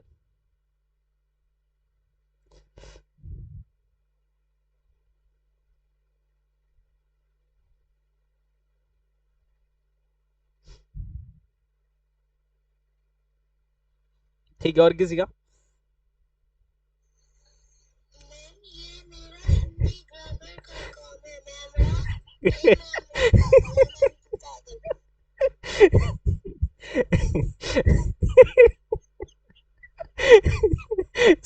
गाइस, सुने हो तुम लोग? तुमने सुना नहीं? रुको, सुना रहा हूँ। भाई भाई साहब, लड़कों का क्या। हम आजकल आजकल पता है व्हाट्सएप पे मतलब मैम वगैरह टीचर वगैरह लेते हैं ना छोटे बच्चों का होमवर्क। रुको दिखाता हूँ, सुनो। हाँ, एक सेकंड के लिए रिकॉर्डिंग बंद करता हूँ। ये रुको, मैं इसको ना टेलीग्राम पे भेजता हूँ, तुम सुन लेना। तुम भाई, बता रहा हूँ, कत्तई जहर बोली है वो लड़की। मतलब बच्चे से बच्चे बच्चे सारा फ्रस्ट्रेशन निकाल दे रहे हैं। हाँ गाइस, ये आ गया coordinate of centre of mass. क्या हुआ? कैसे कैसे करेंगे अपन लोग? बोलेंगे सर आर सी एम बराबर क्या होता है। अब देखो, यहाँ वेक्टर फॉर्म लगाना जरूरी है। यहाँ पे X UM plus Y UM अलग अलग निकालना नहीं है, यहाँ पे डायरेक्ट वेक्टर फॉर्म लगाना है। कौन कितने लोग डायरेक्ट वेक्टर फॉर्म लगाए थे? M R one plus M two R two upon mass का सम कर दो 8। तो m कितना हो जाएगा? m हो जाएगा 6 मल्टीप्लाई बाई, इसका वेक्टर फॉर्म है 6i cap minus 7j cap plus m2, इसका क्या है? 2 multiply by 2i plus 5j minus 8k अपान में 8 से डिवाइड कर दो। ठीक है, तो यार तो थोड़ा हल्का कर लो इसको काट के। कर लो ना, अब इसको कर लो, फाइनली ये आ जाएगा। कर दूं आगे? देखो, कर दूं? हाँ, मुझे लग रहा है कि वो भी जाएगा, इसमें कुछ थोड़ी ना है। ये तो वेक्टर का बेसिक बेसिक चीज हो गया अब। अच्छा गाइज, पता है 700 सब्सक्राइबर हो गए अपने, 300 और चाहिए। हमने 700 की जर्नी पार कर ली।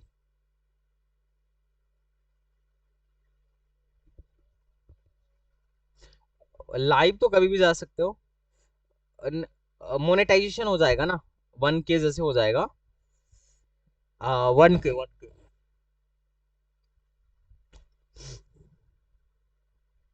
ठीक है, 1K जैसे ही हुआ अपन लोग का चैनल मोनेटाइज हो जाएगा।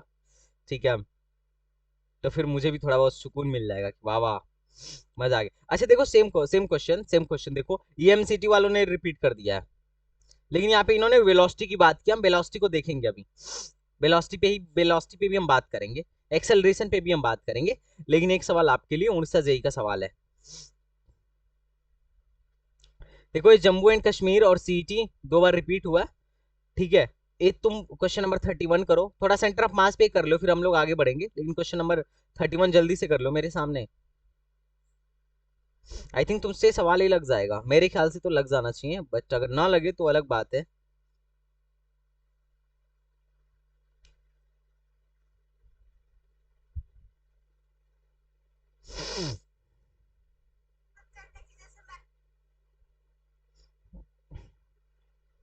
गाइस, ये सवाल समझ में आ रहा है? मैं पोल करा दूं क्या? हेलो, रुक जाए।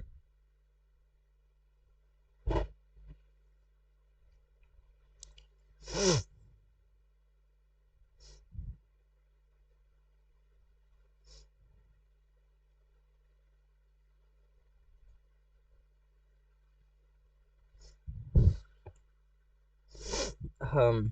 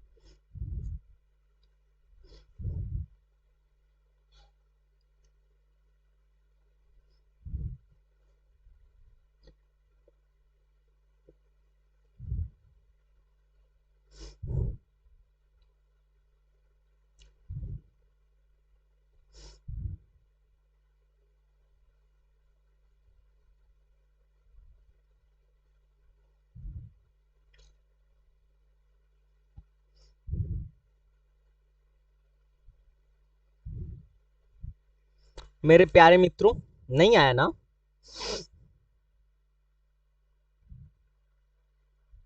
पोल करवा दें? अच्छा जी, आइए दोस्त हम लोग पोल करवाते हैं। आ जाइए, पोल करवा देते हैं। क्वेश्चन नंबर कौन सा है? 31 है ना?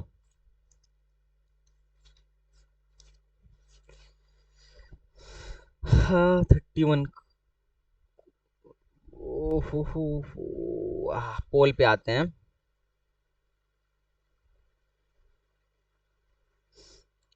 3 2 1 पोल स्टार्ट। मजा आया।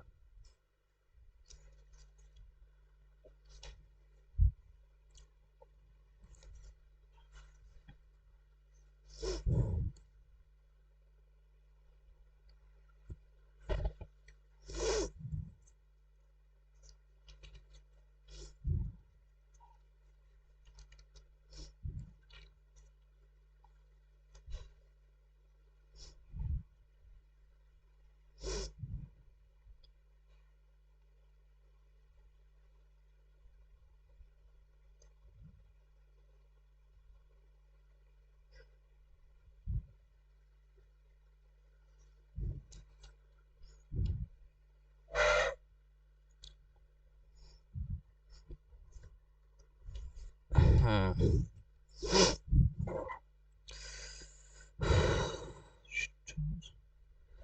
तो पेन कहाँ चला गया?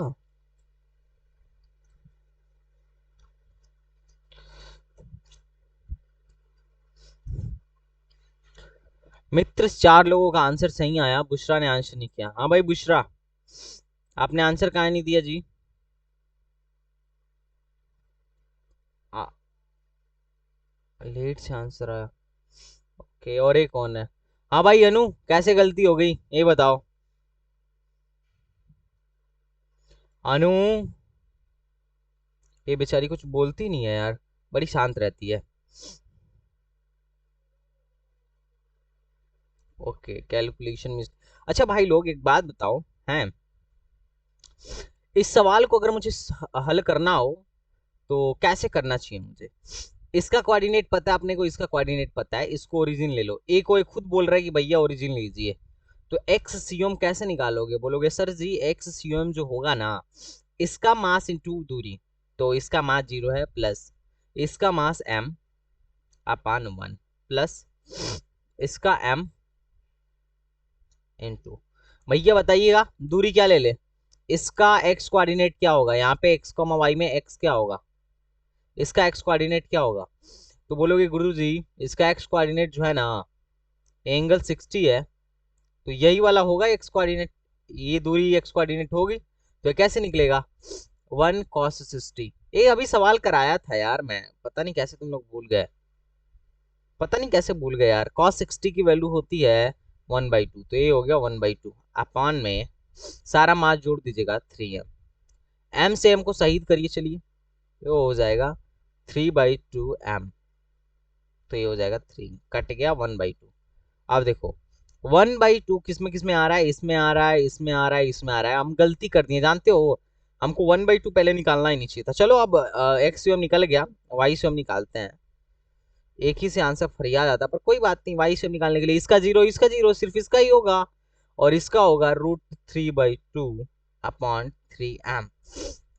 मेरे ख्याल से यही होगा। m ने हमको शहीद कर दिया, है कि नहीं जी? अरे भाई समझ में आ रहा है? मैंने कुछ मिस्टेक किया है क्या? हेलो, मैंने कुछ मिस्टेक कर दिया है क्या? 1 मास, 2 मास, 3 मास। 4m कहाँ से लेना था? 3 ही मास है ना?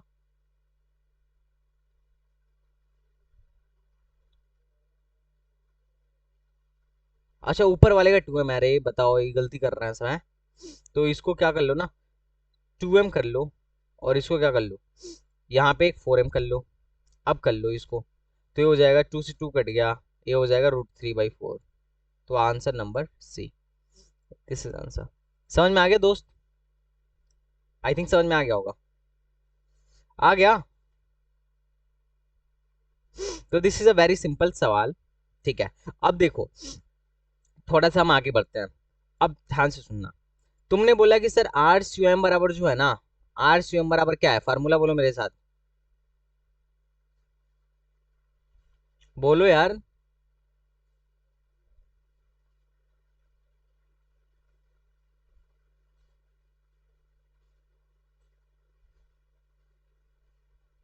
ठीक, एक्स यू एम बराबर,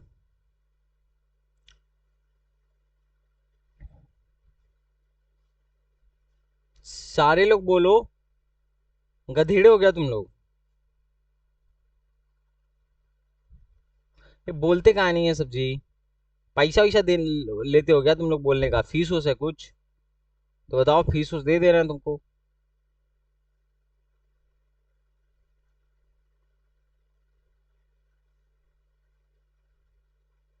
भाई बोलने एक बोल रहा था वो भी शांत हो गया। हद है भाई, देखो यार तुम लोग माहौल खराब कर देते हो, पूरा बिगाड़ देते हो माहौल, रोने धोने वाला माहौल बना देते हो है। मैं कह रहा हूँ ना इसको डिफ्रेंशिएट कर दीजिए, तो तुम क्या बोलोगे, डी आर स्वयं अपन डी टी बराबर M R by D T R one dash dash dash upon, ये तो कांस्टेंट है, M O summation of M, तो ये क्या बन जाएगा, आर का differentiation velocity of centre of mass बराबर क्या हो जाएगा, एम, ए भी वेलोसिटी हो जाएगा, V one M one V one plus M two V two dash dash, हाँ या ना। ठीक है, ये समझ में आ गया होगा तुमको आई थिंक। अगर मैं इसको करूंगा तो बोलोगे बोलोगे कि sir V X U M जो होगा velocity of centre of mass, हाँ समेशन तो रहेगा ही, वो क्यों हटेगा, वो तो है ही। तो velocity of X centre of mass क्या होगा, ये होगा M one V X one plus M two V X two dash dash dash upon summation of mass रहेगा ही। अगर velocity of Y centre of mass बोलना होगा तो क्या बोलोगे, वही M one V Y one plus M two V Y two dash dash dash upon summation of M, simple, हाँ या ना। अरे समझ में आया। तो अब मान लो क्वेश्चन में दिया, आप क्वेश्चन में दिया देखो, बोलेगा कि भैया एक बात बताइए, यहाँ पे दो बॉडी थी, बोलो थी, है ना, इसको क्या करा गया, 5 मीटर पर सेकंड से इधर भगाया गया, इसको 1 केजी की बॉडी थी, इसको इसको 2 मीटर सेकंड से इधर भगा दिया गया, 2 मीटर पर सेकंड से। अब देखो जब ये रेस्ट पे था, ध्यान से सुनना, ये 2 केजी का था, जब ये रेस्ट पे था ना तो इसका सेंटर ऑफ मास कहीं यहाँ था, तो बोलेगा अब बताइए इसका सेंटर ऑफ मास का वेलोसिटी क्या होगा, वेलोसिटी ऑफ सेंटर ऑफ मास। तो देखो ये सिर्फ एक्स डायरेक्शन में मोशन हो रहा है, तो तुम वेलोसिटी ऑफ सेंटर ऑफ मास जो होगा ना, velocity of X centre of मास के बराबर होगा, है कि नहीं। अरे सिर्फ एक्स में डायरेक्शन में मोशन हो रहा है ना, वाई में तो हो नहीं रहा। जब वाई में होता तो वाई वाला लगाते हैं, जब एक्स में हो रहा है तो एक्स वाला लगाएंगे, जब दोनों में होगा तो आर वाला लगाएंगे, हाँ या ना। ठीक, तो चलो लगा दो। तो इसमें वेलोसिटी ऑफ सेंटर ऑफ मास बता दो मुझे, बोलो प्यार से क्या होगा, इसमें बड़ी सवाल आते हैं।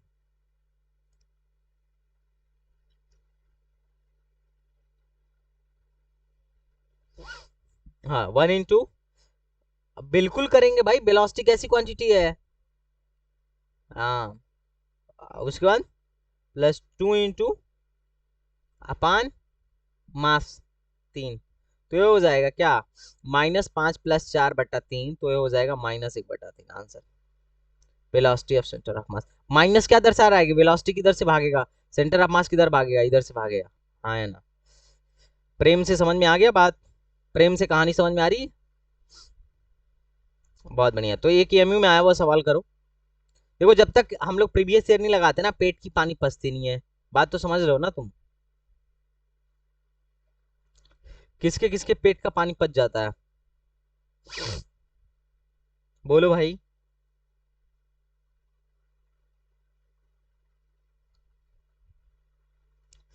ये कहाँ गया क्वेश्चन नंबर जो है ना, मैं तुम्हें बताता हूँ, क्वेश्चन नंबर 15 करना जरा, गलती से भी गलत मत करना। ऐसे सवाल जो होते हैं ना फिक्स होते हैं, क्या होते हैं, फिक्स होते हैं, ये कहते हैं चिल्ला चिल्ला के कि आप हमको कर लीजिए।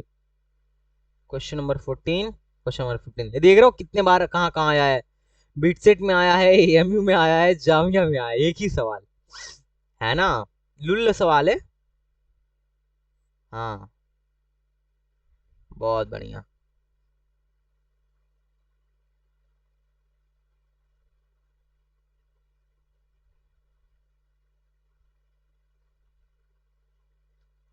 Question number 15, AMU, Jamia Millia Islamia, BITSAT.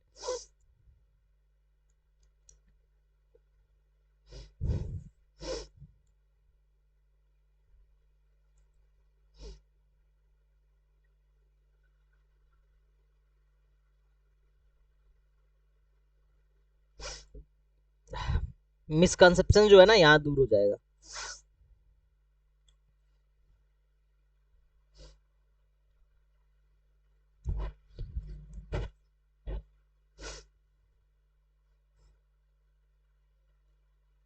भी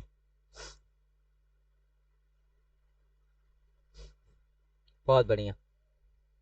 जीरो, बहुत बढ़िया बहुत बढ़िया। बुशरा।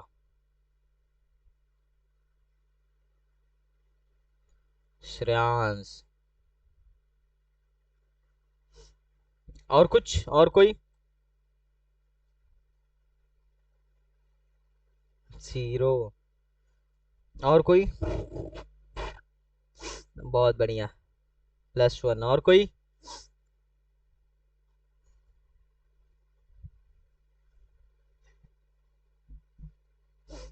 और कोई है सुरमा जो आंसर जीरो देना चाहेगा?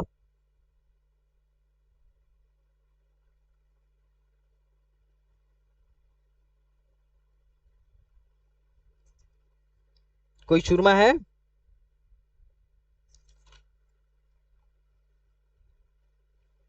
बोलो दोस्त।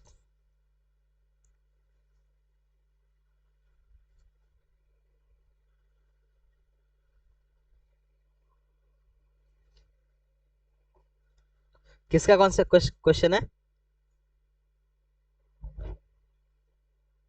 अच्छा, कॉन्सेप्चुअल लग रहा है। ओके, ठीक है। हाँ तो बताओ, किसी और का आंसर आ गया हो तो बताओ, नहीं तो मैं आंसर देता हूँ। अच्छा, मैं और एक और क्वेश्चन था यार वेलोसिटी पे। वैसे वेलोसिटी पे तो बहुत सवाल आते हैं पर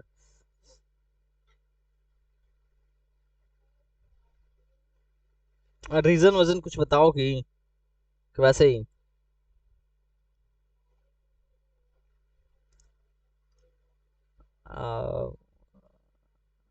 okay. Velocity, sorry, body initially rest पे है, फिर बोलो।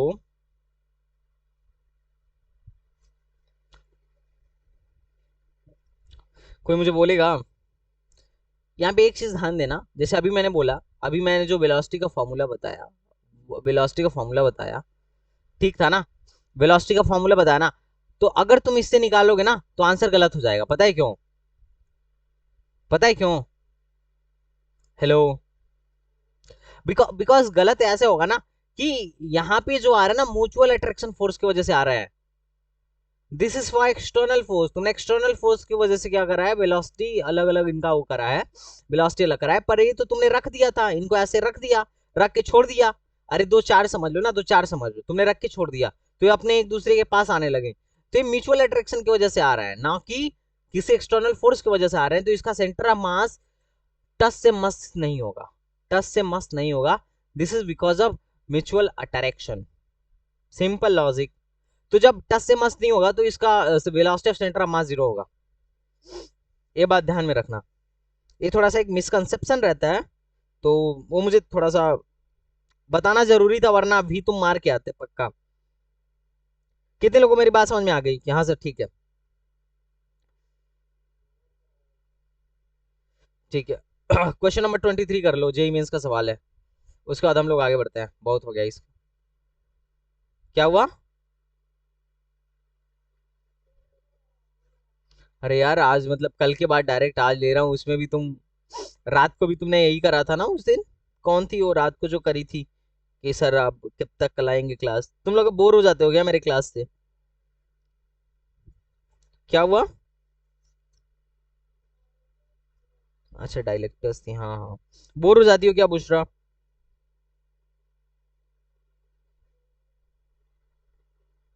तो फिर करो। हाँ भैया, ये सवाल करिए चलिए। मेरे ख्याल से ये सवाल गलती तो नहीं होगा। एक वेलोसिटी वाला भी सवाल था ना यार, वेलोसिटी वाला सवाल कहाँ गया? पहले 23 कर लो ना, 23। जेई का सवाल है 23। हाँ, क्वेश्चन नंबर 21 भी करना है, फिर वेलोसिटी वाला खत्म हो जाएगा, फिर मैं एक्सेलरेशन वाला बता दूंगा। फिर हम लोग सेंटर ऑफ मास के अगले पड़ाव पे पहुंच जाएंगे। ये पहला पड़ाव था अभी। मेरे ख्याल से तुम लोग अच्छा कर रहे हो। देखो म्यूचुअल अट्रैक्शन वाला ध्यान रखना। वहां पे क्या नहीं होगा म्यूचुअल अट्रैक्शन में, सेंटर ऑफ मास अपने पोजीशन से नहीं डिस्प्लेस होता। म्यूचुअल अट्रैक्शन जब भी होगा तो सेंटर ऑफ मास अपना पोजीशन चेंज नहीं करेगा। म्यूचुअल अट्रैक्शन जब भी होगा सेंटर ऑफ मास अपने लोकेशन पे ही रहेगा। Consider two particle system which particle having mass m1 m2. If first particle is pushed toward the center of mass d, by what distance second particle move to keep the center of mass at same position? लुल्ले सवाल है, JEE mains में आया हुआ है। JEE का सवाल है, I triple मतलब पहले का जेई मेन। ये सवाल कर दो, गलती मत करना। किसी का आया? m2d बराबर m1x, m2d बराबर m1x, x बराबर आ जाएगा m2 by m1 into D. M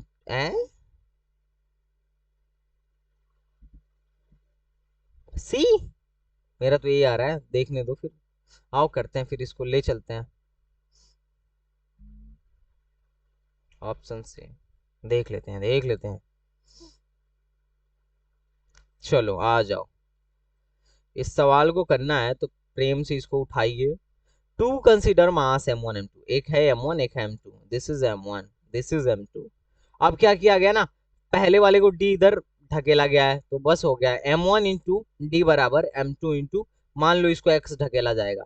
मैं डायरेक्ट कर रहा हूँ, बाकी मेथड तो ये है, डेल्टा एक्स यू एम बराबर क्या होता है, delta x1 m1 plus delta x2 m2 dash dash dash अपान m1 प्लस m2। चूंकि इसको सेम रखना है तो डेल्टा x जीरो होगा तो इसको इधर भेज दूंगा, तो delta x1 m1 plus m2 delta x2 dash dash dash बराबर जीरो होगा। तो मैं डायरेक्ट कर दिया है ना, क्योंकि मेरे पास क्या है, ज्यादा ही कर चुका हूं ऐसे सवाल ना, इसीलिए। तो ठीक है, तो मेरे ख्याल से सी ऑप्शन करेक्ट है। तो बच्चों को समझ में आ गया होगा। क्वेश्चन नंबर 21 देखो, वेलोसिटी पे है क्वेश्चन नंबर। देखो यहीं पे तैयार हो जाएगा, तुम टेंशन मत लो, तुम्हारा ये चैप्टर यहीं पे तैयार हो जाएगा। बस जाने से पहले ना फॉर्मूला देख के जाना, ठीक है? एकदम यहीं तैयार हो जाएगा, फॉर्मूला देख के जाना बस। हाँ, सीट वोट कुछ नहीं, जितना करा दे रहा हूँ उतना हो जाएगा। देखो हो सके तो आज मैं कल कल जो पढ़ाया था, कल क्या पढ़ाया था, कल कुछ पढ़ाया था ना मैं, कल क्या पढ़ाया था मैं? हाँ कैपेसिटर, मैं टेस्ट लेने वाला हूँ, ठीक है? मैं टेस्ट लेने वाला हूँ कि एक एक चैप्टर में का टेस्ट लेके 15-20 क्वेश्चन का निपटारूं, ताकि तुम लोग का तुम लोग को ये पता चले कि तुम जो पढ़ रहे हो वो तुम्हें याद हो पा रहा है कि नहीं याद हो पा रहा है। तो चलो इसको हम करते हैं, ग्रुपिंग ऑफ कैपेसिटर वगैरह। सारे क्वेश्चन एएमयू के ही रहेंगे या फिर अलग एग्जाम के भी हो सकते हैं, तो ट्राई करना ज्यादा ज्यादा करने की। चलो चलो चलो, मेरे ख्याल से तुम्हें सवाल समझ में आ रहा होगा। अब कैसे करना है, देखो यहाँ पे एक्स एक्स से काम नहीं चलेगा, वेलोसिटी ऑफ एक्सियम से काम नहीं चलेगा, यहाँ पे वेलोसिटी ऑफ आरसीएम लेना पड़ेगा, वेक्टर फॉर्मूला लेना पड़ेगा। देखो लेना पड़ेगा ना, सी ऑप्शन बिल्कुल सही जवाब। कैसे लिखोगे, velocity of RCM, velocity of centre of mass बराबर क्या होगा, m1 into V one plus m2 into V two upon summation of mass. Simple, ऐसे करके देखोगे आंसर आ गया होगा। कितने लोग का आंसर आ गया, कि सिंपल सवाल था? आ गया। अच्छा एक बात बताओ, तुम एक और बात बताओ, अगर मैं इसको ऐसा करता, एक्सेलरेशन की बात कर दी जाती, बोला जाता है ये भी एक्सेलरेशन है ये भी एक्सेलरेशन है, और तुम फाइंड कर रहे हो एक्सेलरेशन ऑफ सेंटर ऑफ मास, तो बोलोगे कुछ नहीं सर, वेलोसिटी ऑफ जो सेंटर ऑफ मास है ना, ये क्या है, m1 v1 plus m2 v2 dash dash dash upon summation of m है। तुमको सर एक बार आप ना इसको डिफरेंशिएट कर दो तो ये क्या हो जाएगा, acceleration of centre of mass बराबर क्या हो जाएगा, m1 इसका differentiation a1 plus m2 a2 dash dash dash upon m1 plus m2 plus m3। तो यार एक्सेलरेशन भी पूछता ना तो हम इसको डिफरेंशिएट करके एक्सेलरेशन लेके आके इस फार्मूले से कर लेंगे। तो देखो डिस्टेंस पूछे, डिस्प्लेसमेंट पूछे, वेलोसिटी पूछे या एक्सेलरेशन पूछे, अपने को दिक्कत नहीं होना चाहिए। दिक्कत होगा क्या दोस्त, ए दोस्त बताओ जी, दिक्कत होगा क्या, नहीं दिक्कत होगा ना। तो चलो आज का सेशन यही खत्म करते हैं। रात को आ जाना कितने बजे, कितने बजे से केमिस्ट्री वाले लेंगे तुम क्लास आज, 5:30 बजे से मुझसे कहे थे 5:30 बजे। तो 8 बजे तक तो छोड़ ही देंगे है ना, 8 साढ़े 8 बजे से मैं स्टार्ट करूंगा, इसको खत्म कर देंगे फिर ईएमआई पे चलेंगे। क्या हुआ दोस्त, अच्छा 7 बजे तक, अरे कोई बात नहीं, मैं जब आऊंगा तो हम लोग आराम से पढ़ेंगे, ठीक है। तब तक के लिए अपना ख्याल रखो यार, नाराज मत हो जाया करो यार।